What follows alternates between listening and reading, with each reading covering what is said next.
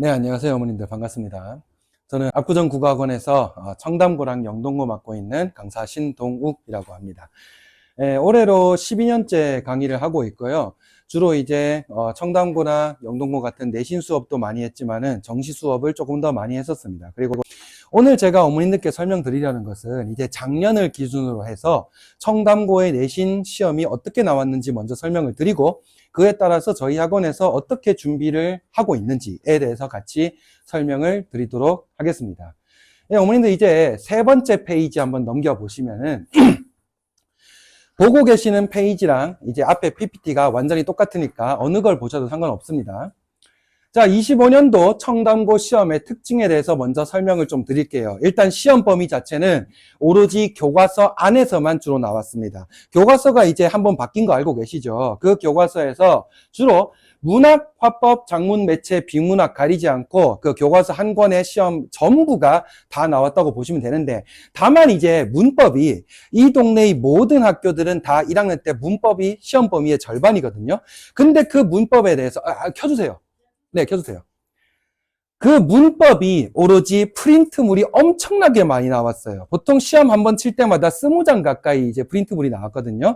그건 이제 어떻게 보면은 문법을 담당하시는 선생님의 의욕 과다일 수도 있지만은, 이제 그 학교에서 다니고 있는 친구들이 저한테 얘기를 해주기로 청담고가 이제 잠원동으로 이사를 갈 때 이전과는 좀 다른 이미지를 구축을 하고 싶은가 봐요. 그래서 조금 더 예전 같았으면 시험이 굉장히 쉬워서 만만한 학교였다고 치면은, 이제 작년부터는 조금 더 많이 어려워져서 이제 청담고 만만하지 않다, 이런 이미지를 주고 싶어서 문법에 힘을 많이 줬다고 그렇게 얘기를 하더라고요. 학교 선생님들이 그렇게 얘기한 걸 학생들이 들었다고 했습니다. 그래서 문법이 굉장히 어려우면서도 프린트물이 많이 나왔다, 이렇게 기억을 해주시면 좋을 것 같아요.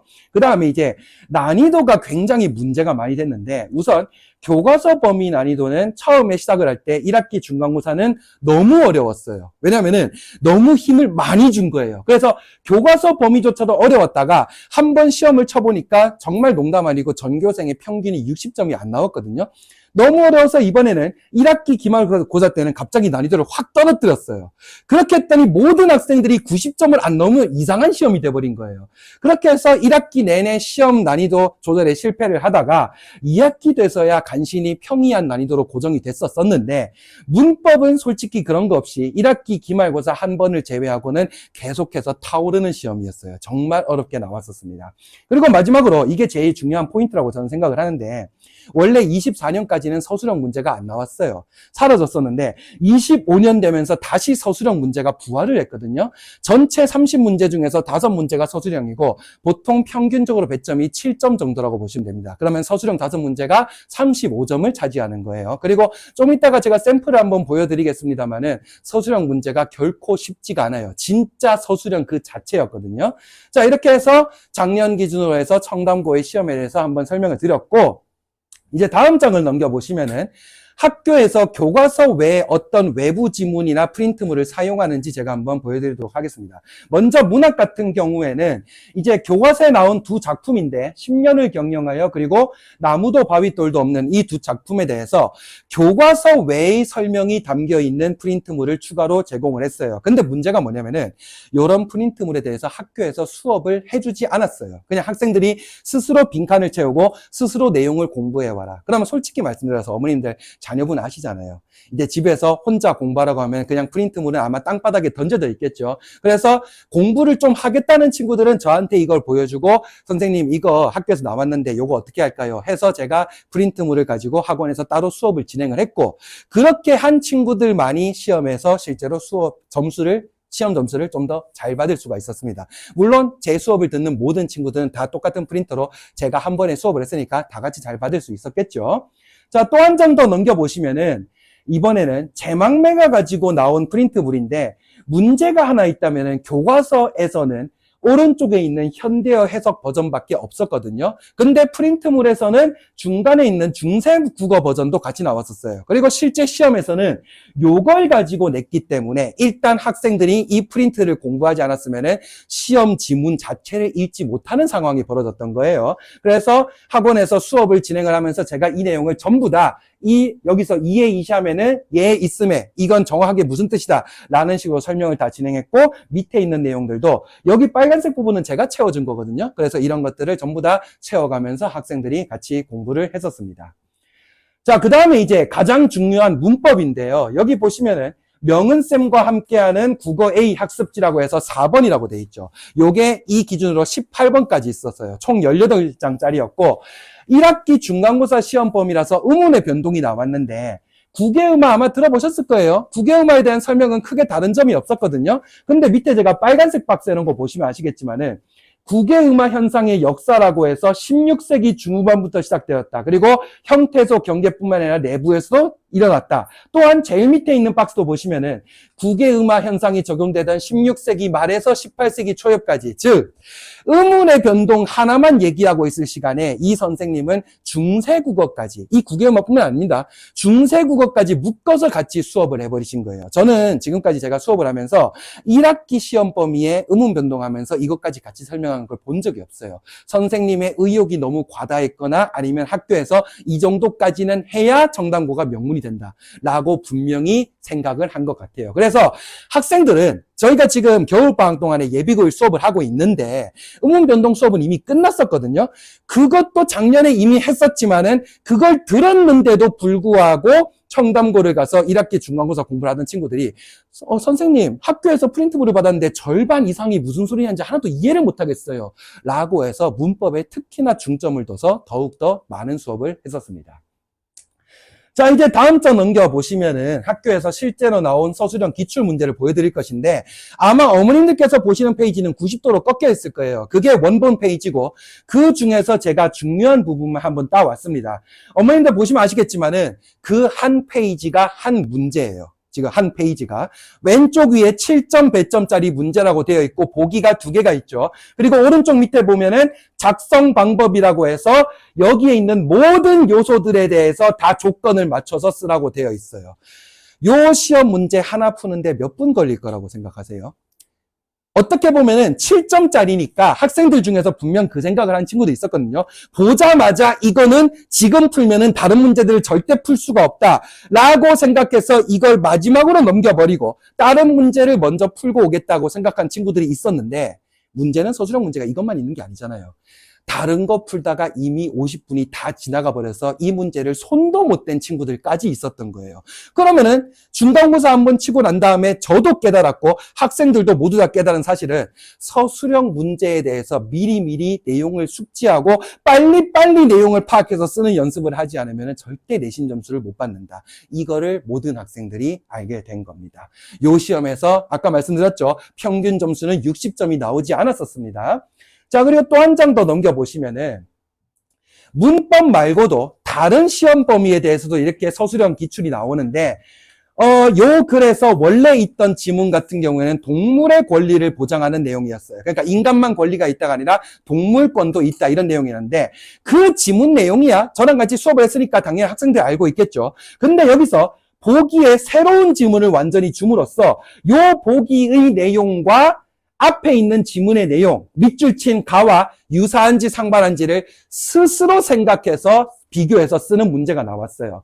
아마 어머님들도 아시겠지만 학생들이 제일 어려워하는 건 문제를 푸는 게 아니라 자신의 생각을 얘기하는 걸 진짜 어려워하거든요. 근데 여기 작성 방법의 1번 보시면은 어떻게 관계를 바라봤는지 밝히고 그 이유까지 함께 쓰라고 하니까 학생들이 여기서 턱턱턱 막히는 거예요. 그나마 이 친구 같은 경우는 밑에 뭐라도 잘 썼고 실제로 이거는 정답이 맞아요. 근데 제가 가르쳤던 학생들 중에서 이 친구 한 명을 제외하고 다른 친구들은 한 줄 꼴랑 쓰다가 결국에는 못 쓰고 시험 시간이 끝나고 그랬었습니다. 이 문제 같은 경우에는 배점이 결코 높지도 않아요. 4점짜리예요. 물론 객관식들은 그거보다는 배점이 좀 더 적겠죠. 그리고 마지막이 가장 활용점정인데, 다음 장 한 장 더 넘겨보시면은 이것도 90도 꺾여 있죠. 얘는 2학기 중간고사에 있는 그 중세문법 시험 서술형 문제였거든요. 왼쪽에 보시면은 정석가라는 지문이 있습니다. 정석가는 문법하고는 사실 별 상관이 없어요. 학교에서 한 번도 배운 적이 없었거든요. 보통 저희가 중세문법 갖고 시험을 칠 때는 중세문법 자체가 너무 어렵다 보니까 학생들한테 이 지문, 정확하게는 용비어 천가랑 그리고 훈민정음 안에서 나오는 문법적 규칙을 가지고 시험 문제를 낼 거야. 그러니까 보통 이걸 달달달 외워. 이런 식으로 시험을 치는데 저는 처음 봤어요. 정석가라고 완전히 새로운 지문을 던져주고 이걸 바탕으로 네가 배운 이론을 한번 적용을 해봐라. 이렇게 되면 학생들이 정말 막막해지거든요. 왜냐면은 그 내용을 처음부터 문법적으로 분석을 다 해야 되잖아요. 심지어 왼쪽 지문에 따라온 게 객관식뿐만이 아니라 오른쪽에 있는, 어머님들 기준에서는 오른쪽 밑에 있는 겁니다. 서답형 문제 같은 경우에 빈칸에 들어갈 알맞은 말을 다 써야 되는데 기역부터 이응까지 개수가 한두 개가 아니죠. 기역 같은 경우에는 자음으로 끝나는 체언 뒤에 주격조사 이가 결합한 것을 찾아라. 단 하나뿐이거든요. 왼쪽 지문 전체에서 하나를 찾아야 되는 거예요. 그거 하나 찾는 데만도 보통 1분 넘게 걸리는데 이 문제 하나 풀겠다고 그 많은 시간을 쓸 수가 없잖아요. 물론 푸는 친구들 있습니다. 어떤 친구들이냐면은 이미 수능이나 모의고사 같은 거를 많이 풀어보면서 중세문법 문제를 아무것도 모르더라도 내가 이론만 알고도 풀 수 있다. 이런 연습이 된 친구들이 보통 이런 걸 잘 풀 수가 있어요. 그러면은 여기서 알 수 있는 사실은 명색은 서답형이라고 하지만은 실제로 청담고가 추구하는 시험 문제는 외워서 푸는 게 아니라 수능같이 생각해서 푸는 문제, 이런 것들을 더 많이 내려고 하고 있다라고 생각하시면 될 것 같습니다. 자, 그렇게 해서 방금까지 제가 이제 학교에서 실제로 어떤 문제들이 나왔는지 보여드렸고, 저희 내신 대비 수업 구성에 대해서 보여드릴 것인데, 먼저 당연히 문법하고 교과서가 가장 중요하겠죠. 문법 같은 경우에는 저희가 이미 방학 때 교과 진도를 선행하고 있다고 말씀드렸습니다. 거기다가 제가 실제로 내신 준비를 할 때는 아까처럼 수능 수준의 문제가 나올 것이기 때문에 수능 기출문제, 즉 고3 문제를 가지고 보통 연습을 많이 시키고 있습니다. 그 다음에 교과서 같은 경우에는 교과 내용을 아예 씹어 먹을 수 있을 정도로 정밀 분석을 시키고 있고요. 또한 학교 기출문제와 화법 작문 매체같이 기존의 학생들이 중학교 때 배워본 적이 없었던 내용들까지 제가 확실하게 숙지할 수 있도록 수업을 진행하고 있습니다. 마지막으로 문학은 교과서 시험 범위의 보통 절반 이상이 문학이 많이 나오는 편이거든요. 그래서 문학은 따로 떼서 교과서 외에 연계되는 외부 지문까지, 연계 작품까지 같이 공부할 수 있도록 추가 자료를 제공하면서 학원에서 수업을 하고 있습니다. 자, 한 장 더 넘겨보시면은 제가 사용하고 있는, 제가 제작한 교재에 대해서 한번 보여드릴게요. 저는 항상 문법이랑 모든 교재를 자체 제작해서 쓰고 있는데 이 문법은 사실은 제가 원래 고3을 대상으로 사용하는 교재예요. 근데 왜 청담고에서는 고3 교재를 쓰고 있냐면은 처음에는 여기서 많은 부분들이 삭제된 교재를 쓰고 있었는데 한번 시험을 치고 나니까 문법 수준이 그냥 고3 문제가 나오는 거예요. 그래서 고3 교재를 이렇게 사용하고 있습니다. 교과서에서는 여기 방점 부분에서 입성 같은 파트가 나오지 않는데도 불구하고 실제로 시험에 나오고 있었으니까 그냥 모든 내용을 다 가르쳤다고 보시면 될 것 같아요. 자, 그 다음에 또한 매체 같은 경우에도 이렇게 자체 제작 교재를 사용하는데 보통 다른 학원들 같은 경우에는 지문 내용만 분석하지 학습 활동에 대해서 별로 분석하는 경우가 없거든요. 근데 저는 학습 활동 내용도 전부 다 철저하게 분석을 함으로써 실제 시험에서 학습 활동 내용을 가지고 문제가 나왔을 때도 학생들이 문제없게 풀 수 있도록 진행을 했었습니다.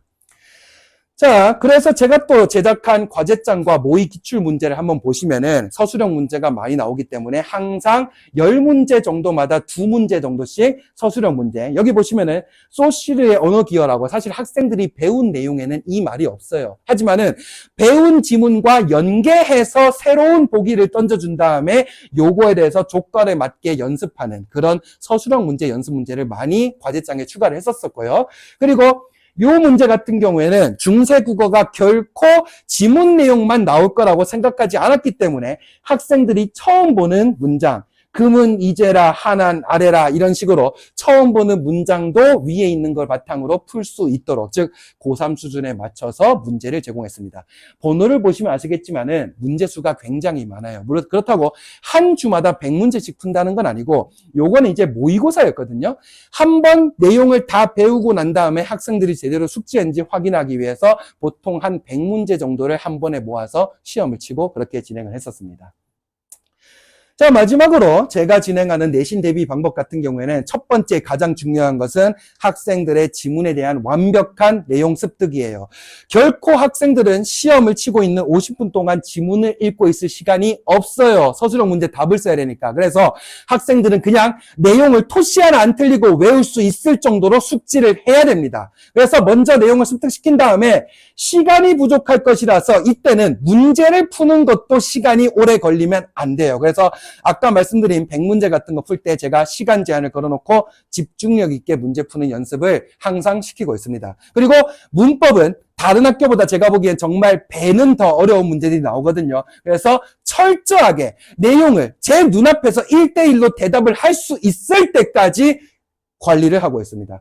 마지막으로 기출 문제를 통해서 학교 문제 유형을 미리 파악하고 서술형 같은 것도 이미 1년 전 선배들은 이전과는 다른 스타일이었잖아요. 1년 전 선배들이 저희한테 남기고 간 피와 같은 기출 문제가 있기 때문에 그걸 바탕으로 서술형 연습을 할 수 있도록 시키겠습니다.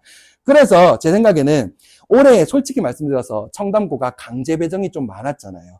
강제 배정이 많다는 건 예전과 다르게 수준이 이제 골고루 퍼져 있는 학생들이 많이 들어왔을 거예요. 그 안에서 살아남기 위해서는 분명 수준이 높은 학생들이 있을 것이니까 그보다 더 잘할 수 있도록 철저하게 준비를 해야 되고 매 시험을 전부 정복해야만 내신으로 대학교를 갈 수 있다라는 사실을 제가 학생들한테 끊임없이 주입시킬 생각입니다. 자, 그래서 제가 수업을 할 때는 항상 학생들의 문제와 학생들의 수준과 문제 수준에 맞는 이해식 수업을 합니다. 저는 결코 앞에서 설명만 하고 있지 않아요. 지금은 제가 설명회라서 설명을 드리는 건데 수업을 할 때는 거의 2분마다 한 번씩 방금 배운 내용에 대해서 다시 질문을 하거든요. 요 질문에 대답을 못하면은 그 다음 진도가 나가지 않습니다. 누군가 대답을 할 때까지 끊임없이 저는 계속 물어볼 것이고 그리고 또한 학교 프린트와 교과서 및 외부 지문들을 반영해서 추가적인 자료가 계속해서 나갈 거예요. 그리고 저는 매주마다 클리닉을 진행하는데 그 클리닉을 할 때는 주로 테스트를, 누적 테스트입니다. 1주에 배운 내용 테스트 치고 2주 차에는 1, 2주 내용 테스트를 다 치는 셈이에요. 그런 누적 테스트와 동시에 테스트 결과에 따라서 너는 이걸 왜 틀렸니? 라는 식의 질문을 통해서 확인과 복습을 계속 진행할 것입니다. 또한 학생들의 모든 시험지는 개별 채점하고 또한 그 시험지 결과를 보면 제가 이걸 알 수가 있죠. 아, 이 친구는 문법이 약하구나. 이 친구는 문학이 약하구나. 하는 식으로 학생들의 장단점을 파악한 다음에 상담을 통해서 너는 문법 공부를 내가 자료를 더 줄 테니까 이런 걸 좀 더 해라. 이런 식으로 보완 계획을 세울 것입니다. 자, 마지막으로 저희 학원에서 청담고 시간표는 일단 개강 일자는 3월 7일부터입니다. 학생들이 학교에서 개학을 하고 난 다음에 3월 7일 토요일부터 수업을 하는데 매주 토요일마다 수업이 있을 예정이고요. 수업 시간은 저녁 6시부터 9시까지 3시간입니다. 마지막으로 요 클리닉이 중요한데요. 클리닉은 학생들과 제가 개별적으로 시간을 잡아서 할 거예요. 화수목을 전부 다 한다는 건 아니고요. 화요일, 수요일, 목요일 중에서 학생이 원하는 요일과 시간을 고른 다음에 저한테 와서 제 눈앞에서 시험을 치고 같이 매기고 상담하고 또한 제가 질문도 하고 그게 다 끝나야만 그 학생은 집에 갈 수가 있습니다. 여기서 보통 시간은 평균적으로 1시간 정도 걸리는데 어떤 학생들 같은 경우에는 집에서 공부를 안 해온 나머지 4시간, 5시간이 걸릴 수도 있다는 점을 양해해 주셨으면 좋겠어요. 물론 학생한테 얘기는 할 겁니다. 너 집에 못 가게 생겼으니까 엄마한테 전화해라 라고 얘기는 할 거예요.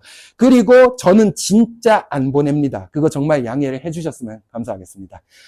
자, 여기까지 제가 설명드리고 싶은 부분은 다 말씀드렸습니다.